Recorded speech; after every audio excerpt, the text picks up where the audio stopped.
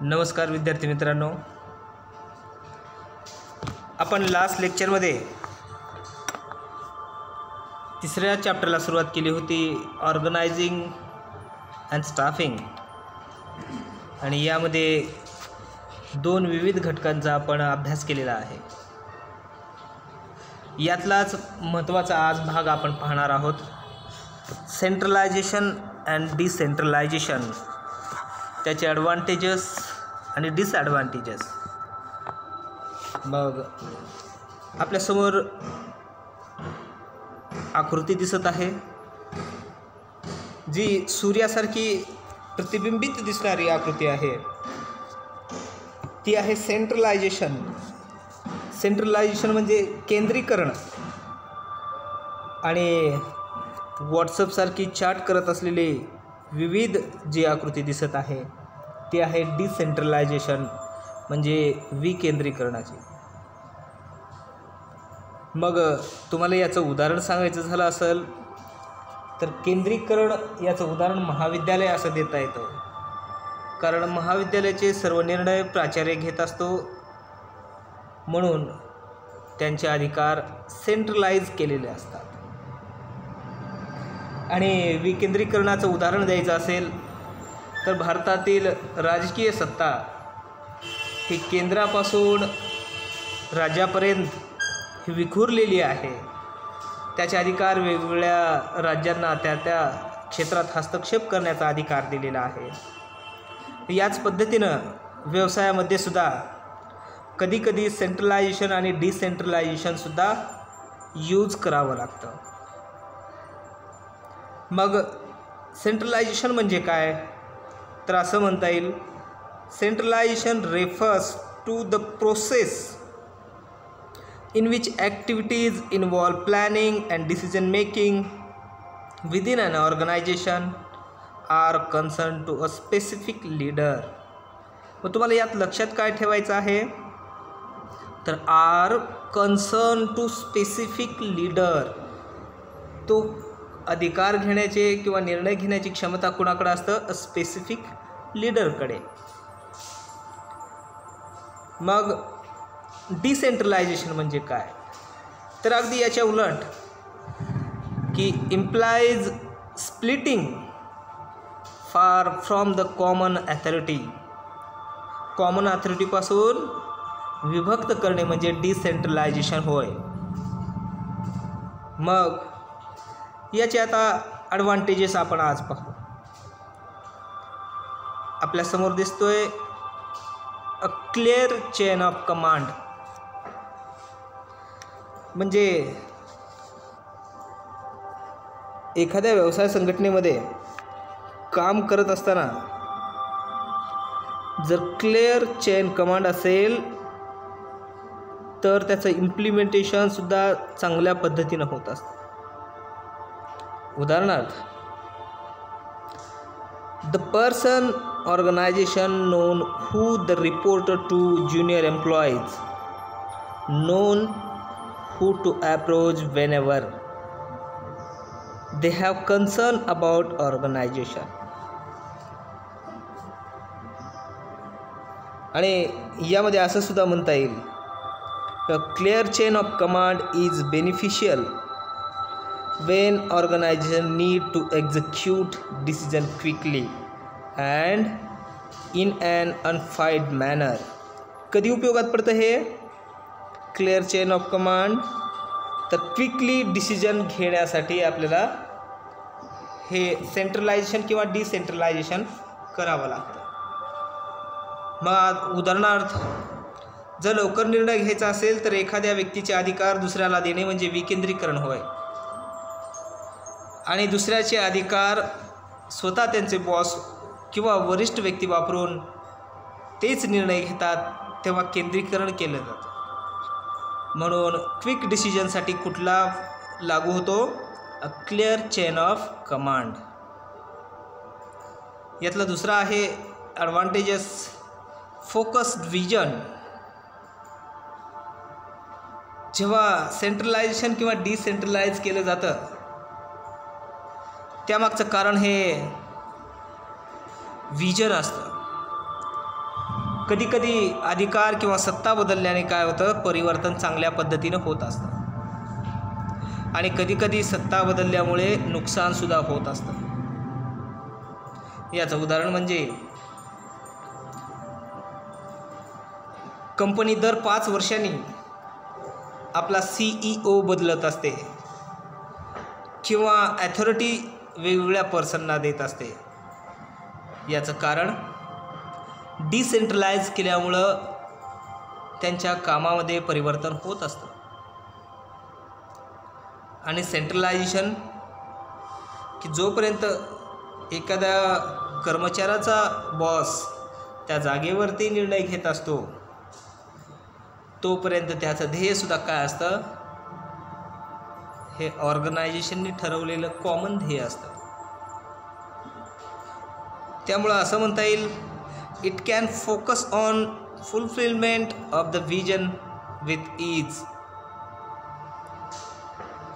आणि यामुळंच the senior executive असतील, कम्युनिकेटर असतील, हे ऑर्गनायझेशनमध्ये काय करत असतात, फोकस विजन करण्यास मदत करत असतात. याचबरोबर पुढचा घटक आहे रिड्यूस्ड कॉस्ट. तिसरा ॲडव्हान्टेजेस काय आहे, रिड्यूस कॉस्ट. मग रिड्यूस कॉस्ट यामध्ये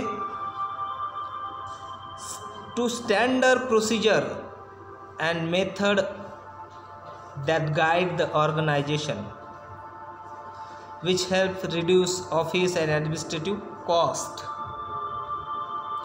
म्हणजे त्या मेथडमध्ये एखाद्या व्यवसाय संघटनेनं सुचवलेले मार्गदर्शन तत्व किंवा नवीन ॲप्लिकेशन केलेली मार्गदर्शिका ही व्यवसायासाठी अत्यंत उपयोग ठरत असते. यामुळेच व्यवसायात होणाऱ्या कार्यालयीन खर्च, व्यवस्थापकीय खर्च यामध्ये कमी येऊन कॉस्ट कमी लागत असते. हा एक फायदा आहे. आणि हा फायदा the clear chain of command reduce duplication of responsibility that may result in additional cost to the organization. हे तुम्हाला MCQ मध्ये विचारलं जाण्याची शक्यता असते. क्लिअर चेन कमांड जी आहे ती काय करत असते, रिड्यूस कॉस्ट करण्यास मदत करत असते, कमी कॉस्ट करण्यास मदत असते. यानंतर पुढचा भाग आहे क्विक इम्प्लिमेंटेशन ऑफ डिसिजन. हा सुद्धा ॲडव्हान्टेजेस आहे. आपण पहिला जो घटक पाहिलेला आहे अगदी त्याच्या रिलेटेडच असं म्हणता येईल आपणास, किंवा decisions are made by small group of people then communicated to the lower level managers. The involvement of only few people makes the decision procedure more efficient. कमी व्यक्तीमध्ये चर्चा होऊन अधिकार आणि जबाबदाऱ्या ह्या वाटप केल्यामुळे त्याचं त्वरित ॲप्लिकेशन करता येतं. हा या सिस्टमचा फायदा आहे. मग यामध्ये असंही म्हणता येईल, that will make the implementation process lengthy and completed because some managers may object to the decision their input is ignored. म्हणून हा चौथा फायदा आहे. यानंतर पाचवा फायदा आहे improve quality of work. Improve quality of work, the standardization procedure and better supervision in a centralization organization result in a improve quickly of work. The use of advanced equipment reduce potential wastage from manual work and also help guarantee to high quality work. आणि जेव्हा quality work करायचं असेल त्यावेळेस विविध साधनांचा वापर करून आपणास ते वेस्टेज रिड्यूस करता येत असतात. यामुळे हा एक 5वा फायदा आहे. यानंतर आपण डिसएडवांटेजेस पाहू. या सिस्टमचे किंवा पद्धतीचे जसे फायदे आहेत तसे काही नुकसानही आहेत. यातला पहिला आहे ब्युरोक्रॅटिक लीडरशिप. म्हणजे नोकरशाही. बघा, centralise manage resembles directional from the leadership where employees are not only accepted. म्हणजे जेव्हा व्यवसाय संघटनेमध्ये एखादी गोष्ट स्वीकारावंच असं काही नसतं, मात्र सेंट्रलाइज केल्यामुळं अधिकार एकवटले जातात, तेव्हा वरिष्ठाकडून नोकरशाहीची वागणूक मिळण्याची शक्यता निर्माण होत असते. म्हणून the result of such action is a decline in performance because the employee lack of motivation. आणि डिसेंट्रलाइज झाल्यामुळं सुद्धा काय होतं, कधी कधी लॅक ऑफ मोटिवेशन निर्माण होतं आणि यामुळे ती नोकरशाही वर्गाची वागणूक मिळण्याची शक्यता असते. त्यांच्यामध्ये अपडेट ही सिस्टम घेण्यास, जबाबदारी घेण्यास कोणीच प्रवृत्त होत नाही. मग यातला दुसरा डिसएडवांटेज पाहू आपण, रिमोट कंट्रोल.